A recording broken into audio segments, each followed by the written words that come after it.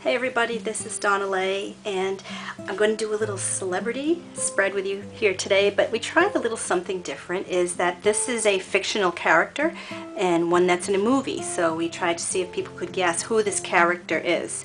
Now some of the cards that are here I'll show you just so you know what we're dealing with. Underneath we have our house cards, so those are the Lenormand cards that are the stork, fox, ring, heart, cross, birds, bouquet, key, and moon. And those cards are from the Dust Bunny Lenormand by Marcia McCord. And on top we have these cute little cards from Melissa Hill's Postmark Lenormand. I love these little cards. So we've got the scythe, the fish, the moon, the woman, the garden, mice, dog, mountain, and sun. So for this particular character, when we look at the middle, the central card, is we see cross and garden. So we see this person as a burden on the community. As I started looking at all the cards and as people started taking guesses, what I noticed started to unfold, and I learned a lot about how the Lenormand speaks through this, is the story, the movie plot, is kind of talked about in here, not just the character. The central figure, the character, is right here, the one that I was thinking of when I drew it, so everything else kind of radiates out. Now here are some of the things that you can see in it. Female, so this is a female character, but this female character, if you look over here, is a burden to the community. Interesting, there's another female character in the movie, and this person has a big heart. She also has a dog, and she's looking for gifts in this movie. Also, someone asked if she had to move out of her country. And she actually did. So here's your stork where she migrates out, and the scythe where she had to cut ties from where she was.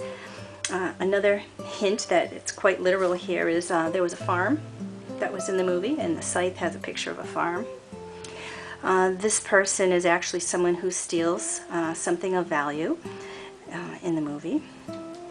Also, the key part of this movie is someone needing to travel over a great distance or do something that's kind of like got all these obstacles, like an obstacle course. And that's kind of the key to this. The golden key actually comes into play here. Also, chatter. Someone had said with the birds and the mice, do they break into song every time they have a problem or get nervous? And actually, yes, that did happen in this particular movie. I also see mice as small people who chatter. There's a lot of chatter here.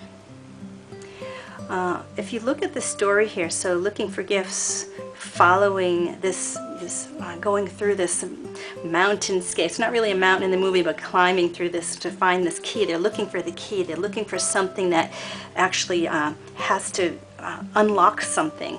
And when that happens, it would achieve fame to them.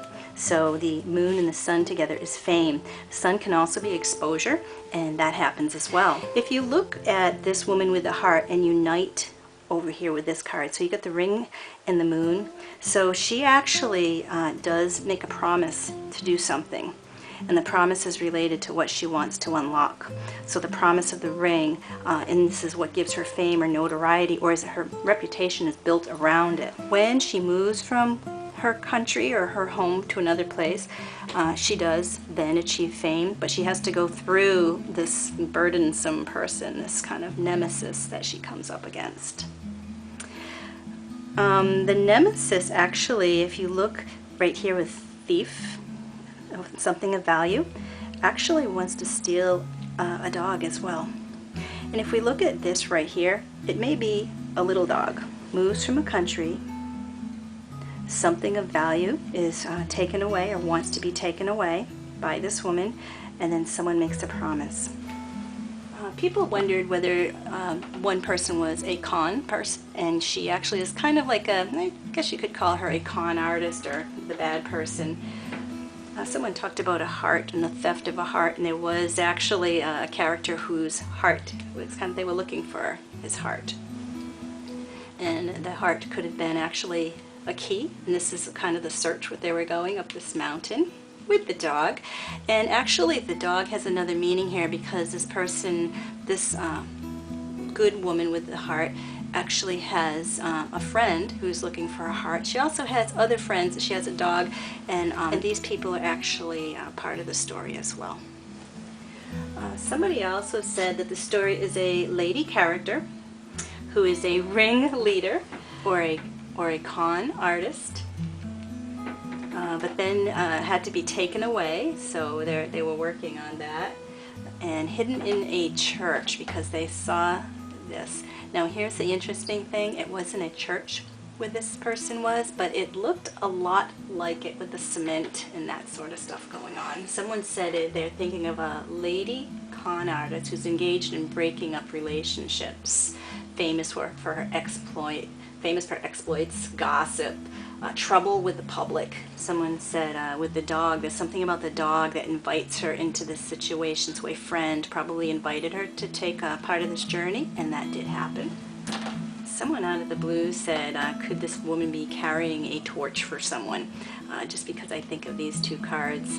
But here's the interesting thing. While one of the characters, I should say, didn't fall in love for anybody, this character literally carried a torch in one scene of the movie. If we look first of all at this message that was given, this person gave a message to this person. So here's the bad person, who's a woman, giving the good woman a message, and if you'd like to know what it was, here it is. And so now you probably have figured out that this person is the Wicked Witch of the West. And there she is next to Dorothy. There's Toto. Here's our yellow brick road. So going up the mountain, and you've got the key that's actually golden here. She gets fame, actually, when she gets the witch's broom, when she finds her. Here's our farm in Kansas, and she moved with the tornado, migrated from one place to another. So she was in Kansas, she went all the way to Oz, different country. There's our crooked person who's trying to steal. She was actually trying to steal the ruby slippers, which is funny because I saw like scales on the shoe and the red. The two together were interesting, and with the shoes down here in the moon, just the three together. I don't know that I ever could have put those together to make those, but the picture, the imagery is there. The Tin Man had the heart. He was looking for the heart. That was the gift he was looking for. Actually, it was something he had all the time. It was Dorothy's friend. As you recall, she went with several friends, and a friend did initiate that process for her. So when she met the Scarecrow, who was on the yellow brick road, Marie said, I see a lot of Dorothy's story in here too, not just the Wicked Witches. So her heart's desire, she spoke of her heart's desire, is something that was stable. She saw a home in Anchor, but there is no home in Anchor here. So she's probably looking at this picture right here, home with the cross that looks like an anchor. And I always say to people, what you see is meant to be. So it's interesting that she saw that. But this home was suddenly cut, scythe, by the tornado. To regain it, she has to embark on a risky, tricky enterprise. So that would be the fox and the fish, to get the famous ruby slippers, ring and moon. She lands in Munchkin Land, a community that was under great oppression.